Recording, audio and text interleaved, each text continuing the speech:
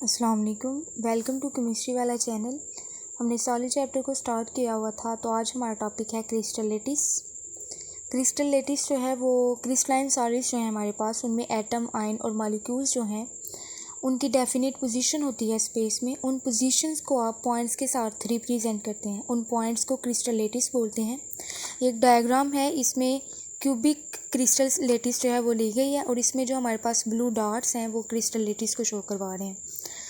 और इसके बाद जो हमारे पास आएगा वो है यूनिट सेल। तो यूनिट सेल हम कहते हैं smallest part of the crystal lettuce, यानी क्रिस्टल लेटिस का सबसे स्मॉलेस्ट पार्ट जिसमें उस क्रिस्टल की सारी ही खसूसियात पाई जाए उसे हम कहेंगे यूनिट सेल। और यूनिट सेल के 6 पैरामीटर हैं, इसमें इन पैरामीटर्स को हम क्रिस्टलोग्राफिक एलिमेंट्स भी बोल सकते हैं। और इनमें 3 हमारे पास एक्सिस आएंगे, 3 एंगल आएंगे।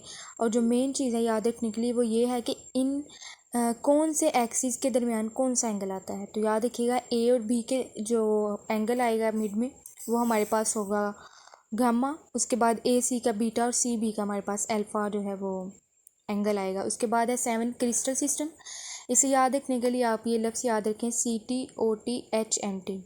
तो सी जो है वो हमारे पास क्यूबिक है, टी जो है वो टेट्रागोनल है, उसके बाद ओ जो है वो हमारे पास ऑर्थोरम्बिक क्रिस्टल सिस्टम है, और टी जो है वो हमारे पास ट्राइगोनल है, एच जो है वो हेक्सागोनल है, एम मोनोक्लिनिक है और जो टी है हमारे पास ट्राइक्लिनिक है।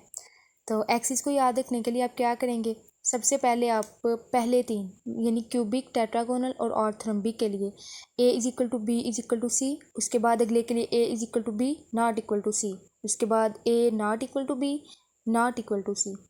और यही तीनों चीज़ें आप सेम नीचे वाले 3 के लिए करेंगे, ट्राइगोनल के लिए, हेक्सागोनल के लिए, मोनोक्लिनिक के लिए। उसके बाद जो ट्राइक्लिनिक है हमारे पास, उसमें आप याद रखिएगा ना एंगल जो है वो इक्वल होंगे और ना ही जो एक्सिस हैं वो इक्वल होंगे। एंगल की बात करें कि उन्हें किस तरह याद रखना है, तो क्यूबिक के लिए, टेट्रागोनल के लिए और ऑर्थोरम्बिक के लिए याद रखिएगा alpha is equal to beta is equal to gamma is equal to 90, ये तीनों के लिए आएगा। उसके बाद ट्राइक्लिनिक के लिए पहले बताया था कि अल्फा बीटा गामा जो है वो 90 के इक्वल नहीं आएंगे। उसके बाद हेक्सागोनल को देखें, alpha is equal to beta is equal to 90 और गामा जो है वो हमारे पास 120 आएगा।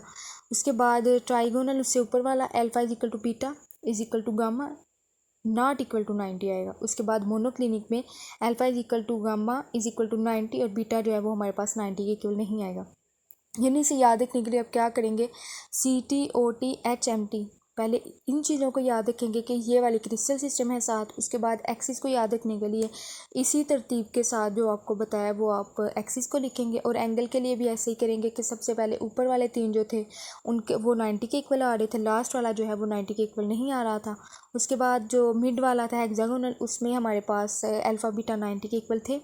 उसके बाद जो उससे ऊपर वाला था वो अल्फ़ा बीटा गामा तो इक्वल थे एक दूसरे के, लेकिन 90 के इक्वल नहीं थे। और इसके बाद आप कुछ एग्जांपल्स को देख लें कि इनमें कौन सा क्रिस्टल सिस्टम पाया जाता है।